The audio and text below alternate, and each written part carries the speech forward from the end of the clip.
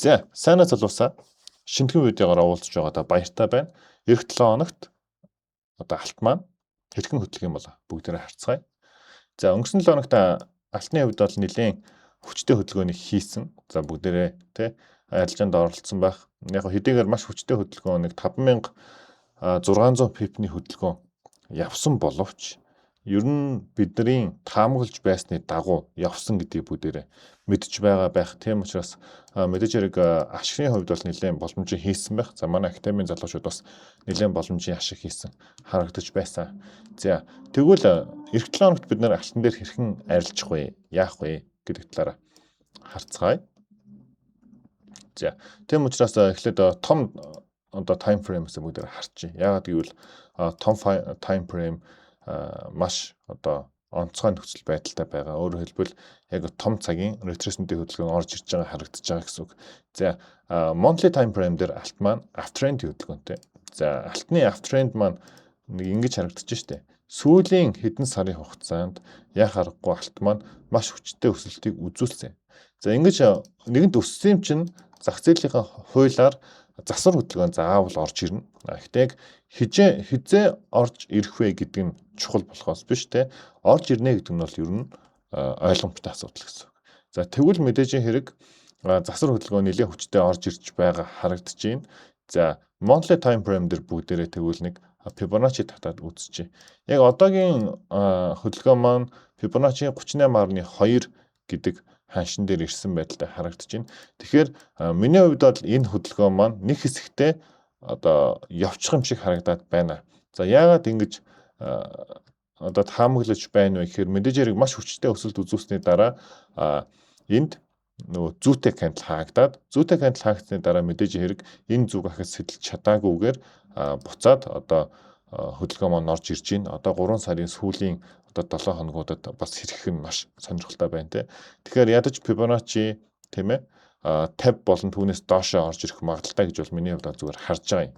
За, гэхдээ техник шинжилгээ бидний хувьд яг тухайн үеийн хөдөлгөөн маань хэрэгхээс хамаарат бид нар арилжаанд орно гэсэн үг. За, тийм байна. За, тэгвэл monthly маань юм байна. Retracement Fibonacci 38.2. За, weekly time frame мөн адилхан uptrendтэй. За, weekly-гийн 9-ийн low хаана байна уу гэхээр weekly-гийн 9-ийн low энэ доор харагдаж байна. Энд харагдаж байна. Тэгэхээр weekly бол одоо up хийвэрээ. Хэрэг weekly down шилжих юм бол за маш уналтууд нэг хэсэгтээ ингээ ороод ирэх магадлал маш өндөр байна. За, хэрэг weekly down шилжвэ штэ. Weekly down буюу энд 4230 хүртэл тий. Хэрвээ унчих юм бол энэ ханшийг сэтэлэх юм бол weekly маань ингээд ороод ирвэл дараагийн зоонууд руу буюу 3900 за тэгээд 3478 гэдэг энэ ханш руу ер нь орж ирэх магадлал тун өндөр болж байгаа. Тийм учраас бид нар weekly-гийн энэ яг support гэж нэрлэдэг байгаа тийм өмнөх оройнуудын дэмжлэг мөн дээрээс нь swing low-ийн энэ хэсэг буюу 4324 гэдэг ханшийг бас ажиглаж байх хэрэгтэй. За, энэ ханш маань хэрвээ доошо breakout буюу сэтэлт хийгээд ороод ирэх юм бол алт маань үргэлжлээд унах нэ. Тэ?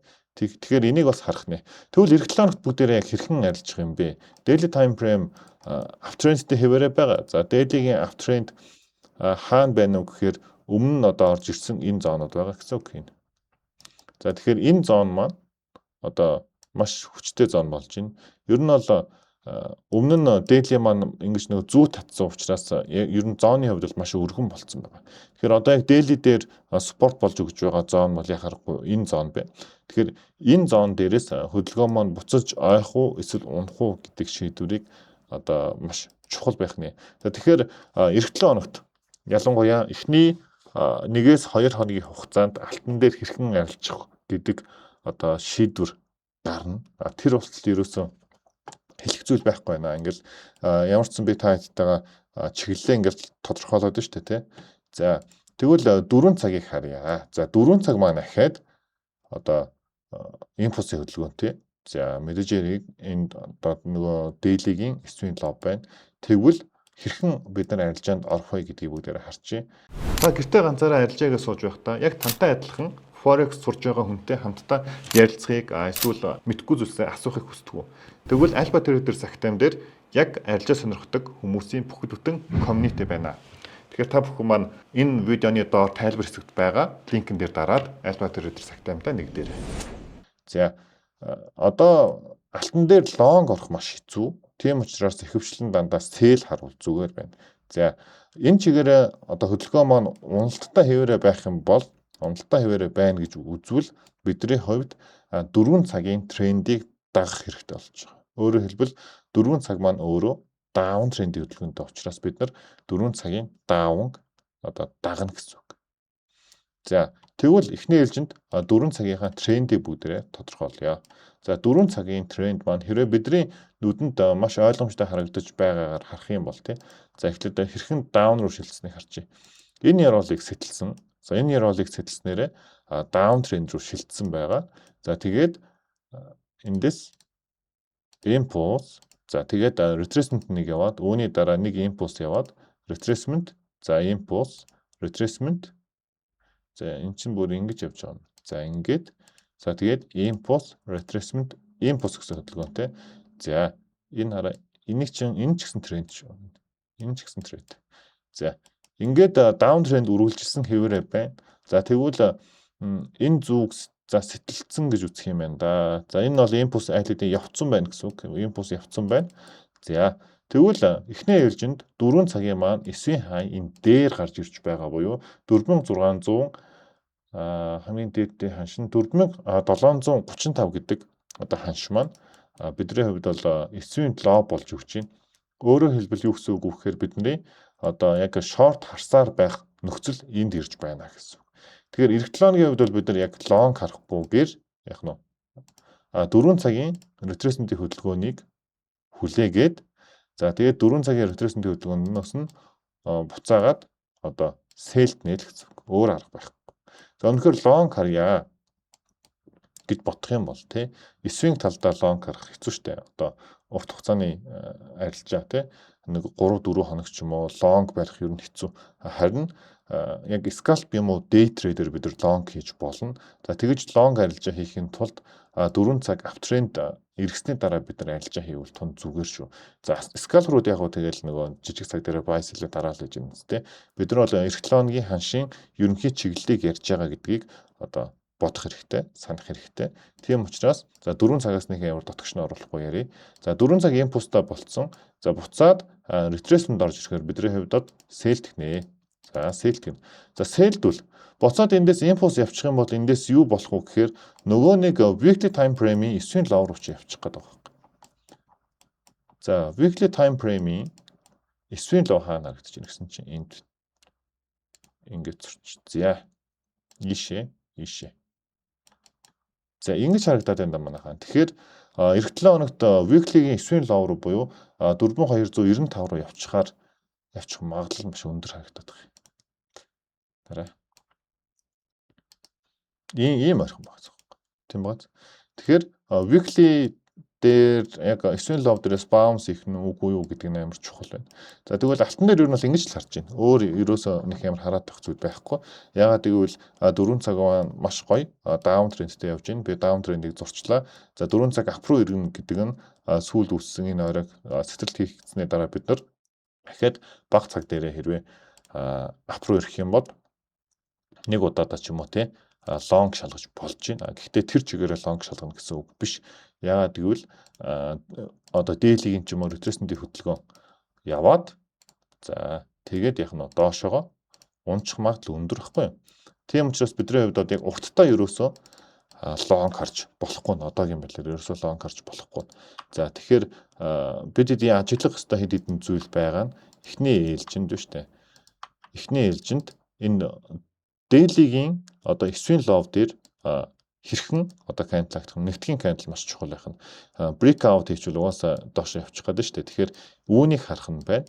За тэгээд хэрвээ weekly-гийн 9-ийн лов одоо сэтэлт хийгээд эх 7 хоногт сэтэлт хийчих юм бол тэгэл ер нь алт маань нэг хэсэгтээ унах нэ. Weekly time frame down болчлоо. Monthly-гийн одоо retracement ороод ирлээ гэж үзэн. Тэгэхээр энэ бол хэдэн сарын алтны уналт явах магадлал амар өндөр.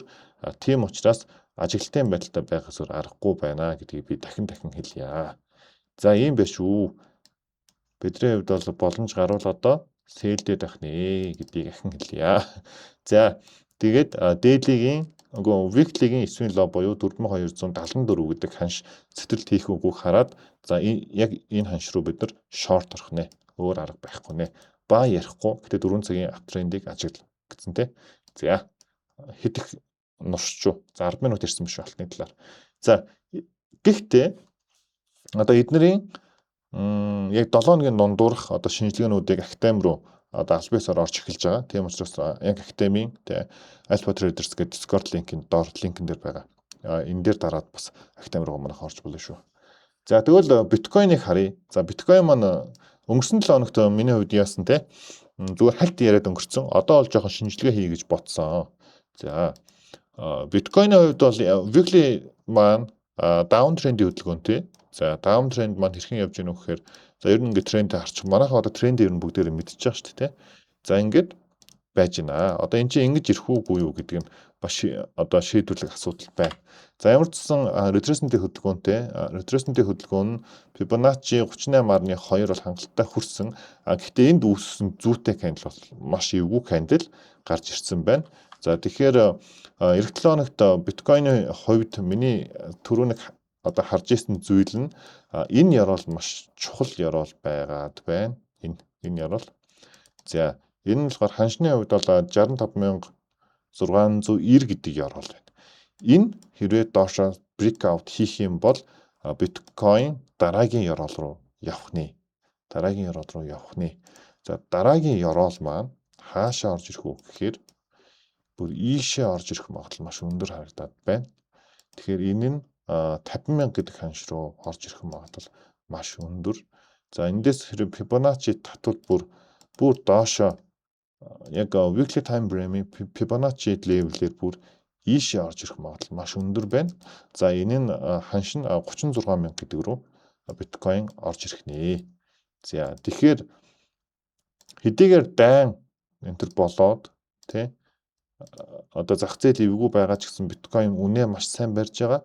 Гэхдээ яг трендийнхаа урсгалаар бол яг нэг ингэж явчих магадлал маш өндөр байгаа учраас бидний хувьд биткойн дээр long хэрвээ яг орох гэж байгаа бол маш болгоомжтой байх нь харин яг одоо худалдаж авч байгаа хүмүүсийн хувьд бол энэ ханш маш боломжийн ханш. Гэхдээ ихний ханш. Бид нар хэрвээ 10 сая төгрөгтэй байлаа гэж бодоход биткойн дээр 3 саяар одоо худалдаж авна. 3 саяар энд худалдаж авна. 3 саяар энд худалдаж авна. Хэрвээ энд ирэхгүй дэше явчих юм бол тэрлэц тэ тодорхой хэмжээнд ашигтай гарна гэж яг ингэж нэг хувааж хөрөнгө оруулдаг гэдэг бүгдээр бас бодох хэрэгтэй. За өдрийн арилжаачдын хувьд бол яг ер нь бол доошоо явах магадлал тэ өндөр болж байна. Гэхдээ яг confirmation хизээ бүрдгүү гэхээр энэ яруулах нэ. За энэ ярол сэтрээд ороод ирвэл эхний ээлжинд ийшээ гэж үцгэн. За энэ том цагийн трендийг устгачээ. За тэгвэл одоо эндээс нэг бас ийм тренд өссөн байгаа шүү дээ. Ингээд ийшээ ороод ирсэн ийм. За breakout хийлээ. За бараг шууд шулуун сурч идэв. Доошоо 51,000. За хамгийн доотлол нь 50,740. Энэ ханш руу биткойн явах магадлал өндөр байна. Үүнийг анзаараарай. За хэрвээ одоо биткойн буцаад дээшээгээ энд үүссэн оройнуудаа сэтлээд гараад ирвэл яг нь энийг гараад ирвэл дараагийн оройг шалгана гэсэн үг. Сэтлэлээ дараагийн оройг шалгана. За тэгэхээр энэ дээр buy болон одоо selling confirmation ингэж гарч ирж байна. Тийм учраас энийг манайхаа анзаараад за энийг би buying confirmation-ыг өнгөнд хөрчилж за энд. За бэкэд нөхцөрч. Ингээд ингээд ингэсэн дээшээ гарч ирлээ. Яг нь дараагийн орой руу баг энэ resistance руу бараг явчихаар гэж байна дөө. За энийг би ногооноор бутчих. За биткойны зураглал ингэж гарч иж байна манайхаа. Тэгэхээр энэ ярал маш чухал байх нэ. За энийг манайхан бодоорой. За buy оролт. За buy оролт юм байна. За өдрийн арилжаачд тий. За sell-ийн оролт буюу яг доошоогоо унж магадгүй гэсэн зүйл нь яг нь энд үүссэн swing low буюу 65492 гэдэг ан шиг breakout хийвэл эхний ээлжинд дэшээ тэгээд бүр доош 35000 орж ирэх нэ. За ингэж харах нэ алтыг юу биткойныг. За ер нь юм байна. Долларын индекс дээр юу болсон бэ? Маш өнгөрсөн 7 хоногт маш өсөлттэй гарчаад буцаад унчлаа. Доллар одоо өсөхгүй юм шүү гэлээсэн. За энийг харах юм бол том цагаар харуул зүгээр л retracement байгаа зү. Тэгэхээр долларын хувьд бол буцаад өсөхийн хувьд бол өснөө. Daily time frame-ийн swing low энэ доор харагдаж байна. За тэгэхээр энэ яроолыг доошоо сэтлээгөө тохиолдолд долларын индекс үргэлжлээд өссөн хэвээрээ байна. Тэгэхээр эх 7 хоногт өссөн хэвээрээ байх нэ гэж харж болно. За ингээд дэшээ уусаа үргэлжлээд явчихна долларын индекс маань. Тийм учраас бид нар яг доллар өснө гэж бодоод ялангуяа фэрүүд буюу евро доллар дээр бид нар шорт харах нэ. Одоо сел харна гэсэн. За алтны хувьд бол яг мэдээж хэрэг эрэлт нэлээд одоо эрэлт гэх юм уу тий. Ханш маань ер нь бол нэлээд унж байгаа. За энэ мэдээж хэрэг долларын өсөлттэй хамаатай боловч яг начир дээр эдийн засаг ч юм уу геополитик хэцүүдэх үед алтч өсдөг, доллар ч өсдөг гэдгийг бүгдээр анзаарах хэрэгтэй. Тийм учраас яг 100% одоо доллар алт хоёрыг хамааруулж болохгүй. Гэхдээ яг нь тодорхой хэмжээгээр нөгөө долларын өсөлт нь алтны уналтанд нөлөөлдөг цаг үе гэж байна. За тэр үе нь бол одоо байна, тий. Тэгэхээр яг фэрүүд дээр бид нар ялангуяа урдаа одоо хойноо доллартай фэрүүд дээр бид нар шорт харах нэ. Урдаа доллартай фэрүүдээр бид нар лонг харах нэ гэдгийг хэлмээр байна. За ингээд залуусаа энэ 7 өдрийнхөө таамгийг дуусгая. За алтны хувьд бол үргэлжлүүлээд шорт, биткойны хувьд бол амар эзэгтэй үе байна. За тийм учраас энэ бол яг ингээд одоо bearish pattern ингээд манайхан харж байгаа байх тийм. Тэгэхээр энэ pattern маань нэг ахиж давлгаа яваад унах нь уу эсвэл одоо шууд унах нь уу гэдгийг одоо confirmation энд ингэж гарч ирэх нь. За тийм учраас манайхан үүнийг бас анзаараарай. Тэгээд эх 7 өдрийн арилжаанд бүгдээрэнд нь амжилт хүсье. 7 өдрийн дундуур бүгдээрээ уулзнаа. За түр бай.